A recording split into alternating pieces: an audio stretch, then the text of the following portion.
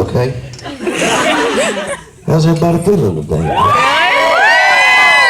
Thank y'all for coming out to see us. I appreciate you coming to this thing. Like I said, I get pretty excited about these. They're pretty fun. So, you're welcome to ask anything you want to. Just keep in mind that I will tell you the truth. And boys, I apologize. It's funny when you talk about cussing in front of the kids and the parents are standing behind. They're like, "Don't worry about it. It gets in at home." I'm not sure that's a good thing, but.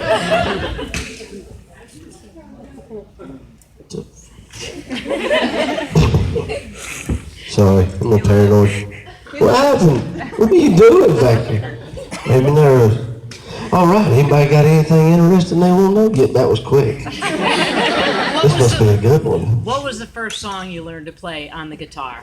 The first song I learned to play on guitar, I got a feeling, I don't remember what it was, but I'm pretty sure it was probably a gospel song. Really? I was brought up in church. That was, I played in a praise and worship band, believe it or not. The first time I got caught one time, I was supposed to be playing Winter Blast like 1999 or something.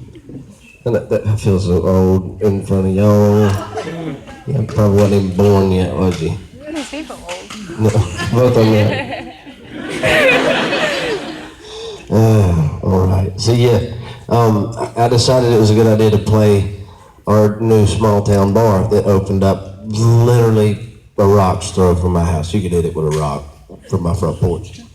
And about halfway through my third song, my mom and dad came in because somebody called them and told them I was there. That was not a good night. I got my ass beat. It was bad. We got paid good though. For then, I made like $10. I'm stoked. All right, good question. All right. Yeah, that's what I'm talking about. I quit. I can retire now. Yes, sir. What's the inspiration for Bro Code? Bro. Which side of the fence? Yeah. All right, so some of you know me well enough to know that there's kind of a hidden meaning behind some of these songs, and that's one of them. I can't tell you exactly what that is.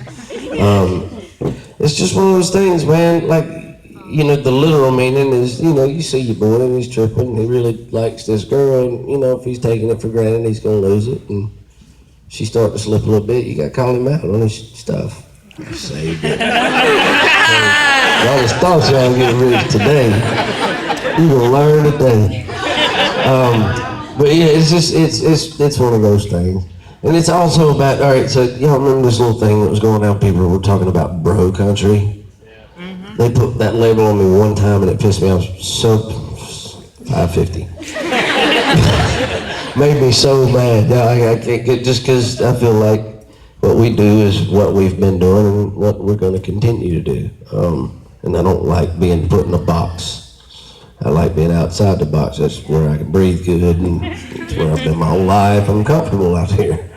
So it was kind of a play off that, kind of just making fun of it, kind of, you know, like, bruh. I got your bro. So yeah, that's what that was about. Yes, sir, go ahead. Yeah. Who is your biggest inspiration in writing music? My biggest inspiration, the influence and inspiration question are kind of both really kind of parallel for me. I listen to literally everything, and enjoy a little bit of it. Don't like all of it sometimes, but when you listen to something that either influences you to or inspires you to do something like it, or to never do anything remotely close. But I will say, as far as a songwriter, I feel like that's where the majority of my inspiration has come from, and Corey Smith is a guy that's from my same hometown. Unbelievable songwriter if you hadn't heard him. He has been and probably always will be one of my biggest songwriting inspirations. Corey wrote about home, and he writes about home, and he writes about himself, and that was, you know, he's one of the first guys that I heard do that, and I was like, all right, cool. He's talking about 129 that goes right beside my house. You know what I mean? And it, you know, just makes everything real, I think. So, yeah, check him out if you don't know him. He's a good fella. Yes, sir. Yeah, I've seen all the work you've done with the DAV and the veterans and overseas. Yes, sir. And I'm retired personally, and I'm also a disabled vet. I just wanted to say thank you, that's all. Oh, I appreciate you, my friend. Thank you, sir. And I wanted to give you my last coin I got before I retired. Oh, man, thank you, man. Thank you so much. That's awesome, man. That's a cool one too. As I say, if you can't truck it, Yeah, you don't want to know the best part of it. I can imagine. Yeah. You guys get like $2 for that word. That's awesome. The old-fashioned way. I like it, bro. Thank you, man. I tell you, anytime I get a gift like this, I gotta tell you, I had a fella give me a Purple Heart and I get coins and stuff. I'll keep it in a safe place, and if you ever want it back, I'll know where it is. So don't think that you give me something, I'm just gonna run off and put it in the corner somewhere and you never see it again. I'm building a farm right now in Alabama, a deer farm, and it's all built to be handicap accessible for Make-A-Wish kids and disabled vets and all. We're gonna do a big box with these in them, so we'll make sure you're represented real good and pretty and all. I appreciate you, though, my friend. Thank you. Yes, ma'am. What's the craziest thing that's ever happened to you on stage? Oh, I thought you. I was like, please put the on stage on the back of that. Please put the on stage on the back. I don't know. You know what? I used to have a big problem. Well, there's been a couple of times, I reach down in the crowd, I tag hands and do that kind of thing, and every now and then you'll get a drunk person. In Chicago was the last time it happened, and I thought I was getting sued over it, but I didn't. I guess dude knew that he was a dick and deserved it. $650. Just keep count, man. Like, I'll pay you. I'm good for it.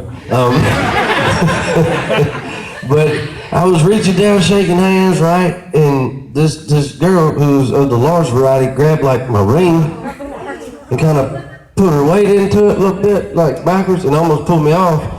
And I kind of made a face at her, and I was like, don't do that. And I guess either her boyfriend got mad that I was telling her not to pull me off stage, try to kill this little 4-year-old girl that was up on the riser, or he was just trying to be a dick. Whatever it was, he got hit for it. He pulled me off, and I hit the ground, and before I really had a fluent thought, I'd already hit him. And it was one of them guys, you know what I'm talking about, when you hit somebody, like, oh, that was solid. It's like a... You know what I mean? Just like the quarterback sweet spot, like, dude, I just dusted his ass. And in the same thought, it was like, yeah, oh, shit. I'm getting sued for that one. But he never did. There was a couple of social media posts that we had to contact people and ask them to put down, like this one guy. Thank God it was in like the little pit area and then the little horseshoe so everybody couldn't see it. We had it on camera, it was great. It was awesome. And this fan up front said, man, I had an awesome time at the show tonight, but I'd hate to be in that fan that caught that haymaker. It's like, dude, if it gets called a haymaker, guys, if it gets called a haymaker, you made a show out of it. It wasn't very under the radar. But I did come out, we played a show one time in was it Cancun, Jeff? Where they put us right up against the water, and the tide came in, nobody put me a rug down. So I came bouncing out of the back like a dumbass, like the all the time, and I fell like 6 times in the same fall. Y'all ever felt like that? Like you fall a little bit and then you think you got it, and then no. And then all the way to your back, happened to me in front of thousands of people. It wasn't a real big deal. I was like, look, that was awesome. I see y'all love you videoing. Y'all better post it. Put it on YouTube. Nobody did. That was the worst part. Nobody put it on YouTube.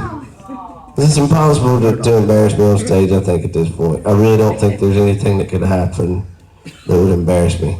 We had a parrot. Somebody threw some drawers on stage last week, y'all. And I think half the crowd thought that we like pulled the curtain on the show that was over.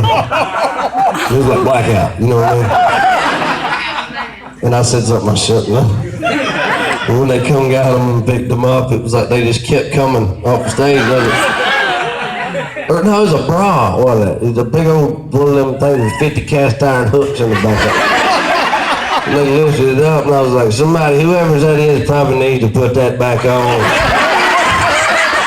Because if you get the dancing, somebody's going to get injured out here tonight. And it might be you. Sorry, I'm on the wrong day, man. All right, yes, ma'am, go ahead. So it's not a question, but I just wanted you to know, speaking of YouTube, I was supposed to be in your Kicking in the Sticks video Were you? almost 10 years ago. Well, why weren't you there? Because I was a poor, broke college kid in Corpus Christi. Good reason. I get it. Y'all, that video shoot. All right, so we got back in town that day from playing a show. It might have been a show out towards here somewhere.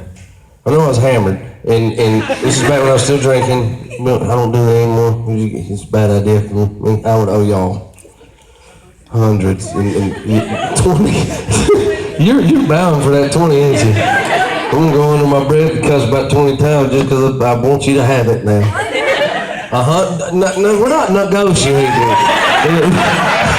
You got your little businessman there. Shoot, though. Business opportunity. We're gonna stop at like 5:50. I think I owe you $5.50 right now. I'm gonna. The rest of the show is, Okay, I'll keep my word. But you can't do the thing. We're not negotiating. It's not a negotiation. I said, you like trying to negotiate with North Korea. I'll give you $200. I'll shoot up at you. But all that stuff freaks me out, right? So we sent a bunch of boats over there, piss China and Russia off. Look, I'm cool. Do whatever you want to do. Let's not piss those two off at the same time. Like maybe. Just saying. And if you're going to, just go ahead and hit the red button. Make it quick. You don't want them coming over here. All right. Yes, ma'am. When are you playing in Texas? In Texas? Yes. I need to get out to Texas. Yes. I like playing in Texas. There was a time when I didn't like playing in Texas, and I'll tell you why. For those of you who don't know, Texas would secede from the United States if it could. And I would probably move there. But no joke, Texas has its own countdown, right? That we're not a part of. If you're not from Texas, you're not on their top 40 countdown. I'm not shitting you. This is a true story. I swear on my life, they have their own countdown. And if you ain't from Texas and you go to Texas and play, the first few times you go, be ready for this.